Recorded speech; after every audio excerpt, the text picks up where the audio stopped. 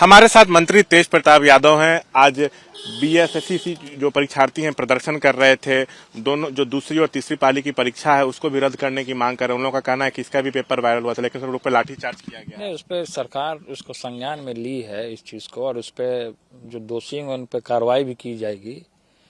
और रहा बात रोजगार का, तो रोजगार हम लोग हर एक जगह, हम हर एक डिपार्टमेंट के जितने भी मंत्री हैं चाहे सरकार है, वो तो देने का काम कर ही रही है। जिस तरीके से 15 अगस्त को मुख्यमंत्री जी ने जो ऐलान किया कि सबको रोजगार मिलेगा, तो सब लोगों को रोजगार मिल रहा है। और हमने भी अपने डिपार्टमेंट से लोगों को रोजगार देने का काम किया। रोजगार जैसे नौजवान हैं तो नौजवान हम भी हैं, तो नौजवान के लिए हम काम कर रहे हैं। ऐसा नहीं है कि कोई सरकार बैठी हुई है। सरकार हमेशा शुरू से ही नौजवानों के लिए काम करने का काम कर रही है।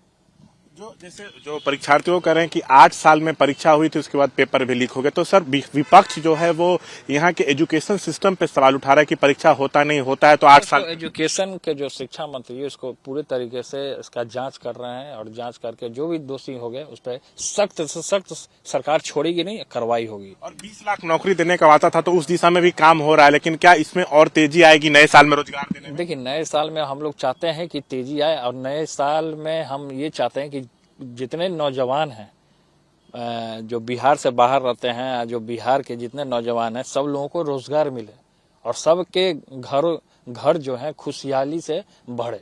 तो पूरे तरीके से हमारा पहल है और इसमें हम काम भी कर रहे हैं। बिहार का युवा आपके तरफ, तेजस्वी की तरफ भी बहुत उम्मीद से देख रहा है, तो नए साल में उन लोगों के लिए आप लोग क्या कुछ बड़ा करेंगे? नए साल में तो नौजवानों को रोजगार मिल जाए, ये बहुत बड़ी बात है। और नए साल में रोजगार मिलेगा तो उससे लोगों का घर चलेगा, तो ये तो लोग दुआ देंगे, आशीर्वाद लेने का काम। तो ये आशीर्वाद लेने का काम कौन नहीं करेगा? कौन नहीं? रोज सरकार में आने के बाद या विपक्ष में पहले भी हम लोग थे, तो हम लोगों ने रोजगार को सबसे महत्वपूर्ण समझा था मुद्दा को, और आज भी हम इसको पूरे तरीके से देख रहे हैं। और इसमें हमारी पूरी पहल है कि हम इस रोजगार को ज्यादा से ज्यादा बढ़ावा दिया जाए और लोगों को रोजगार दिया जाए। आपके पास भी एक अहम मंत्रालय, लगातार आप भी बैठक कर रहे हैं, दौड़ा करते रहते हैं, तो आप भी अपने मंत्रालय में बहुत एक्टिव दिख रहे हैं। देखिए, मंत्रालय में हम लोग को ड्यूटी मिला वही चीज का, तो हम लोग काम करने के लिए हम लोग को ड्यूटी मिला, तो हम अपने मंत्रालय को सही तरीके से कोशिश करते हैं कि अच्छे तरीके से काम हो, लोगों का भला हो, उसी के लिए हमको चुना गया है।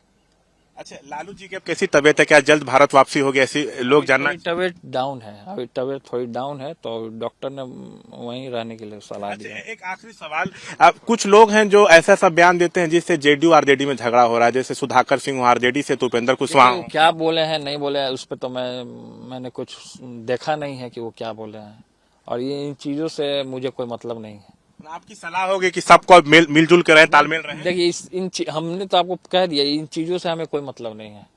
हमें केवल अपना काम करना है।